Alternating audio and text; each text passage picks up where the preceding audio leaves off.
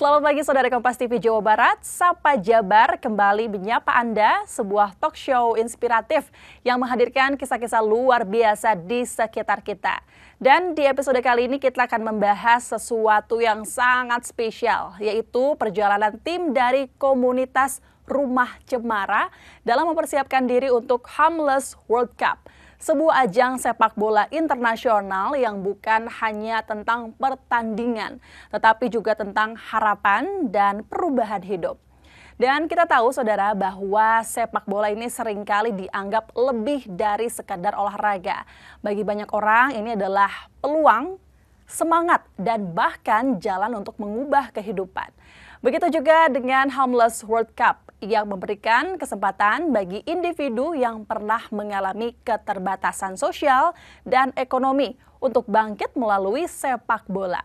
Tentunya bersama kita hari ini sudah hadir perwakilan dari komunitas Cemara yang akan berbagi cerita tentang bagaimana mereka mempersiapkan diri menghadapi turnamen ini, tantangannya seperti apa, dan harapan mereka ke depannya seperti apa. Kita akan langsung berbincang. Sudah hadir bersama kami ada Kang Ardani Surya Dharma atau Kang Acil sudah hadir di sini selaku Ketua Badan Pengurus Rumah Cemara. Selamat pagi Kang Acil. Selamat pagi, Mbak. Lalu juga kita nggak berdua, di sini juga ditemani ada Kang Pinsa Prahadian atau Kang Pinsa ya Kang, selaku pelatih kepala Timnas Indonesia HWC 2025.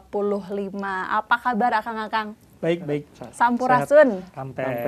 Oke, Rang Sunda ya. Oke. Senang banget sekarang kita ngobrol-ngobrol terkait komunitas ini dan akan ada Homeless World Cup ya Kang ya. Sebelum kita bahas lebih dalam begitu, boleh dong diceritain dulu terkait komunitas Rumah Cemara ini tuh apa? Oke, ya sebelumnya terima kasih. Jadi saya mau cerita, ini panjang nih sebenarnya ceritanya. Boleh dari dong. 2003. 2003? Ya, 2003. Jadi sebelum pada 2002 itu, 2002 ada sekelompok pemuda asal Bandung. Itu mereka bekerja di sebuah rehabilitasi narkotika. Oke. Nah, kemudian saat berdiskusi bersama mereka memutuskan, gimana sih kalau kita buat sebuah rehabilitasi sendiri nih. Karena melihat bahwa kayaknya di Bandung ini tidak ada rehabilitasi narkotika yang harganya terjangkau. Oke. Jadi orang-orang itu namanya adalah almarhum Hartanto, almarhum Iqbal Rahman, almarhum Derajat Ginanjar, yang masih hidup ada Patrianto Budi Handoyo, dan kemudian salah satunya ada inisial D, dia tidak pernah mau disebutkan namanya, dan ada satu orang lagi di situ namanya Giga Lauda. Mereka berkumpul dan kemudian ya udah kita bikin deh. Jadi 2003 itu mereka bikin sebuah rehabilitasi narkotika dengan nama Rumah Cemara. Nah, berjalan seiring waktu, Rumah Cemara ini kemudian melihat bahwa ternyata permasalahan narkotika bukan cuma narkotika aja. Ada permasalahan HIV/AIDS di situ, ada permasalahan kemiskinan di situ, ada permasalahan sosial lainnya. Nah, Rumah Cemara sendiri pada 2014 itu secara legal sudah melegalkan dirinya menjadi perkumpulan, namanya Perkumpulan Rumah Cemara. Jadi terbentuk sebuah perkumpulan diinisiasi oleh almarhum Derajat Ginanjar juga, dan ngebentuk punya rencana kerja, dan itulah yang kemudian saat ini sampai sekarang kita bekerja sebagai sebuah organisasi masyarakat sipil. Ini base-nya di mana nih Kang, Rumah Cemara ini? Di Bandung. Di Bandung? Iya. Itu yang dari mana aja? Dari orang Bandung semua atau? Satu orang Jakarta, yang pendirinya ya, satu orang Jakarta, yang lain orang Bandung. Oke. Udah lama ternyata ya, Sudah sejak lama. tahun 2003 sampai sekarang. Wow, luar biasa. Nah, lalu terkait keterkaitannya dengan Homeless World Cup ini seperti apa dari Rumah Cemara?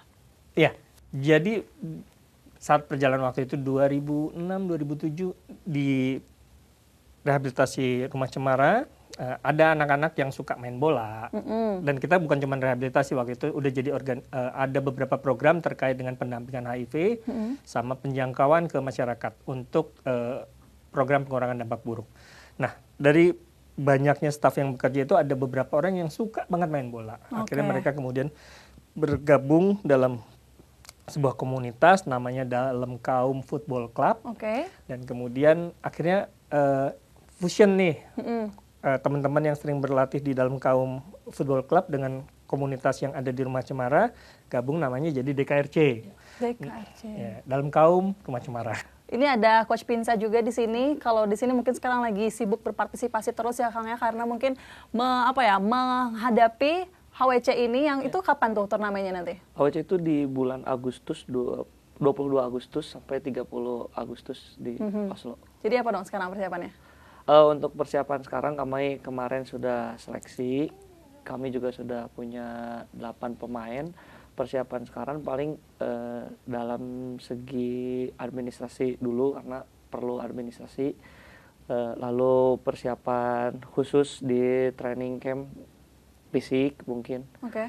Baru nanti ada persiapan umumnya ke kayak pelatihan-pelatihan di tempat latihan biasa seperti itulah. Jadi nanti pertandingan apa tuh yang ditandingkan Homeless World Cup ini? Di Homeless World Cup ini street soccer. Street soccer. Ya, street soccer ini terdiri daripada 4 pemain, 3 pemain 1 kiper. Jadi berbeda dengan futsal, berbeda dengan sepak bola, berbeda dengan sepak bola pantai, berbeda dengan yang lain gitu.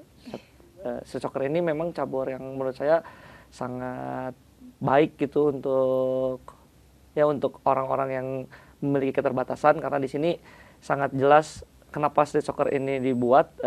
Setahu saya silsilah street soccer ini dibuat agar seseorang yang memiliki keterbatasan apapun, memiliki umur, kayak umurnya udah tua, bisa bermain dengan siapapun. Karena di sini dalam pola serangan, dalam pola defense, dalam permainannya tuh berbeda dengan yang lain gitu. Seru ya, menarik ya. BTW umurnya tuh ada?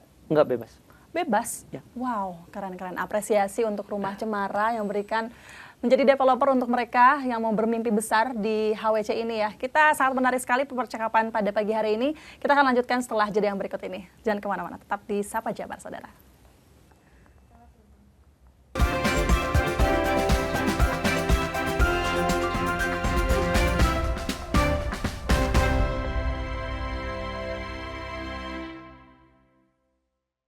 Masih bersama kami di Sapa Jabar Kompas TV Jawa Barat, saudara, dan kita masih berbincang bersama komunitas Rumah Cemara terkait persiapan untuk kompetisi Homeless World Cup.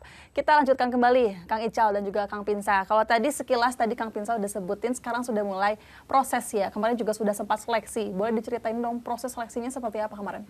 Untuk proses seleksi sendiri kami ada 3 hari. Yang pertama, hari pertama digunakan untuk pelaksanaan agar nggak semua orang kan mengetahui tentang street soccer ini.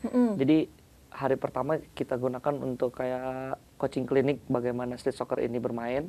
Hari kedua saya melihat segi dalam teknik bermain individu. Hari ketiga saya melihat dari segi dalam tim. Nah, setelah itu baru ada nilai-nilai dan lain sebagainya, barulah terpilih di 3 orang. Di 8 orang. Oh, keren-keren ya. Nah, selain itu, selain fisik begitu ya, apakah kemudian ada program pembinaan mental atau motivasi untuk peserta barangkali? Untuk kedepannya program-program ini akan diadakan dari Rumah Cemara.